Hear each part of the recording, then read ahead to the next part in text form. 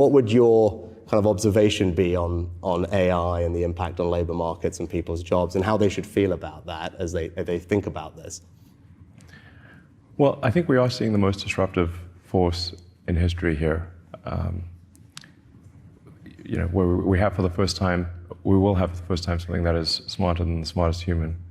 And that, I mean, it's hard to say exactly what that moment is, but there will come a point where no job is needed. What? You can have a job if you want to have a job for sort of personal satisfaction, but the AI will be able to do everything. So I don't know if that makes people comfortable or uncomfortable.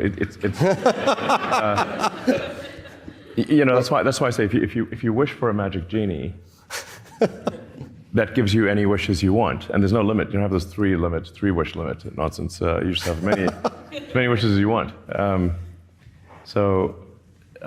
It's both good and bad. One of the challenges in the future will be, how do we find meaning in life if you have a magic genie that can do everything you want? I do think it's hard. When there's new technology, it tends to usually follow an S curve. In this case, we're going to be on the exponential portion of the S curve for a long time, and you'll be able to ask for anything. It won't be, we won't have universal basic income. We'll have universal high income.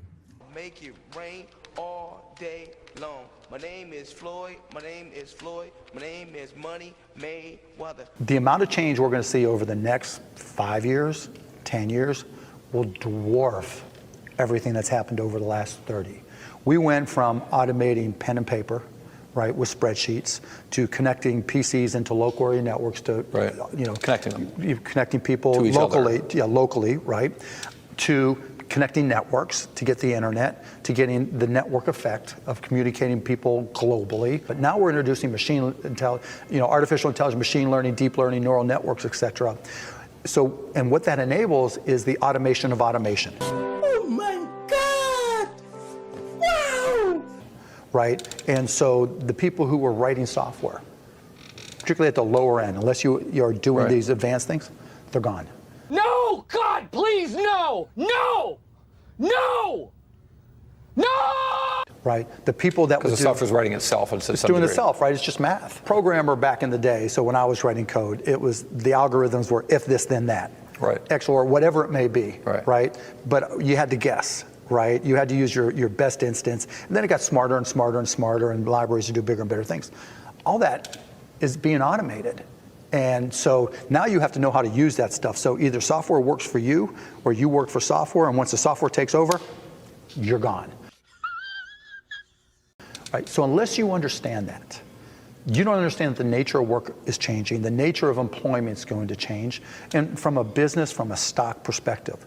If you're in the Fortune 500, if you're an S&P 500 company, if you're in the Dow 30, right? If you're one of the bigger companies, you already know this. And in talking to a lot of these big companies, they know their workforces, and given the supply and demand of stocks, the supply is shrinking, and the demand is going up just as the economy grows.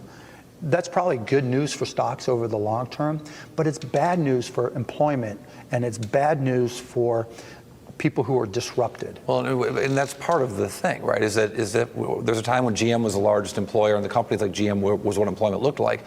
If Facebook's what it looks like, the revenue per employee at Facebook is infinitely larger than any automaker could ever make, or any manufacturer could make. The difference is the time lag, right? The timeline. So what took 20 years before and then became 10 could be 5 or 3. And so when you start getting that massive amount of disruption in employment, what do? The whole nature of employment is going to change. There aren't manufacturing jobs coming back. There aren't more coal mining jobs coming back. No matter what you do to the EPA, a lot of these jobs are going to be gone. Now, there's still physical things. If you do infrastructure, you can kind of, buy some time, right? Spend more, get temporary jobs to build roads, build bridges, which is all fine and good, right? I think you can get a return on much of those things. But you're going to have to recognize that there are going to be more people out of work. So, you know, through this innovation. Yeah. So essentially what you make the case for is education and job training for grown-ups. No, I think that won't matter, right? What are you going to go back and learn to do? What it takes, right? I mean, whether it's finance, whether it's software programming. Finance, that's the easiest thing. You just take the data and have it spit out whatever you need, right? I personally think there's going to be a greater demand in 10 years for liberal arts majors than there were for programming majors and maybe even engineering, because when the data is all being spit out for you, options are being spit out for you, you need a different perspective in order to have a different view of the data. And so having someone who's more of a freer thinker, and because if automation is being automated, you just learn the tax rules. You just feed the automation the tax rules, and it does the rest for you. So English majors of the world should celebrate? I think English, philosophy, foreign language majors, maybe not now, they're going to starve for a while, but that's not even the real issue, right? The real issue is if 1 million, 2 million, 3 million, 5 million people have their jobs disrupted, and we see the direction everything is going and how quickly it's going. What are you going to do with them? What jobs, because I know that you have this perspective, what jobs are going to be made redundant in a world where I am sat here as a CEO with 1,000 AI agents? Right. I was thinking of all the names of the people in my company who are currently doing those jobs. I was thinking about my CFO when you talked about processing business data, my graphic designers, my video editors, etc. So what jobs are going to be impacted? Yeah, all of those.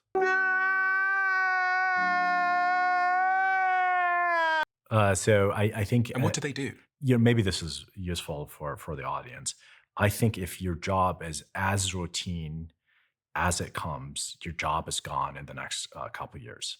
So meaning if in those jobs, for example, quality assurance jobs, data entry jobs, you're sitting in front of a computer and you're supposed to click and type things in a certain order. Operator and those technologies are coming on the market really quickly, and those are going to displace a lot of labor. Accountants, lawyers. Yes. I mean, I've just pulled a ligament in my foot, and they did an MRI scan, and I had to wait a couple of days for someone to look at the MRI scan and tell me what it meant. Yeah. I'm guessing that's gone. Yeah, I think the healthcare ecosystem is hard to predict because of regulation. And again, there's so many limiting factors on how this technology can permeate the economy because of regulations and people's willingness to take it. But things, unregulated jobs that are purely text in, text out. If your job, you get a message and you produce some kind of artifact that's like probably text or images, that job is at risk. So just to give you some stats here as well, about 50% of Americans who have a college degree currently use AI. Mm-hmm. The stats are significantly lower for Americans without a college degree. So you can see how a splinter might emerge there, and that crack will widen, because people like us at this table are all messing around with it. But my mum and dad in Plymouth in the southwest, rural England, haven't got, they just figured out iPhones. So I got them an iPhone, and now they're texting me back. AI is a million miles away. And if I start running off with my AGI and my agents, that gap is going to widen. Women are disproportionately affected by automation, which is what you were talking about there, with about 80% of working women in an at-risk job compared to just over 50% of men, according to the Harvard Business Review. And jobs requiring only a high school diploma have an automation risk of 80%, while those requiring a bachelor's degree have an automation risk of just 20%. So we can see again how this will cause a sort of it's also a huge risk with business process outsourcing, which is essentially Western countries sending jobs to India, to the Philippines. Like at the moment, millions of people have been lifted out of poverty through the ability to do those kind of business process outsourcing jobs, and those are all going to go. Damn! But they're going to have 1,000 employees. But also, these people are actually already transitioning to training AIs. Mm-hmm. So there's going to be a massive industry around training AIs until they're trained. Well, no, you have to continuously acquire new skills, and this is what I'm talking about. Yeah. I mean, this is, again, if AI is a function of its data, then you need increasingly more data. And by the way, we ran out of internet data. I was actually thinking, interestingly, that this might not be great for the United States or the UK, the Western world, because it is going to be a leveler. Yeah. Where now a kid in India doesn't need a Silicon Valley office and $7 million in investment to throw up a software company, basically. My belief is that, so I have a more broad definition of AGI and the singularity. And for me, AGI is, do we have artificial general intelligence in terms of, generally speaking, can AI just do stuff that humans used to be able to do? And we've already crossed that point. We have this general intelligence that we can now all access. And 800 million people a week are now using ChatGPT. It's exploded in the last 3 months. And then to me, a singularity, when the first tractor went out onto a farm, for me, that was a singularity moment because everyone who worked in farming, it used to take 100 people to plow a field. And now a tractor comes along and 2 guys with the tractor can now plow the field in just as much time. And now 98 people out of 100 are completely out of a job. We also always underestimate a technology if it does go on to change history. When you look back through cars, horses, planes, the Wright brothers just thought of a plane as being something that the army could use. They had no idea of the application. So someone said to me recently, they said, when it does change the world, we underestimate the impact that it will change the world. And I see people now with their estimations of AI and AI agents already incredibly optimistic.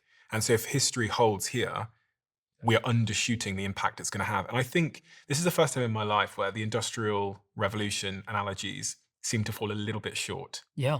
Because we've never seen intelligent, that's like, I could think of this as I'm not an intelligent person on this, but I could see that as like the disruption of muscles. Whereas this is the disruption of intelligence. Let's get a mic drop.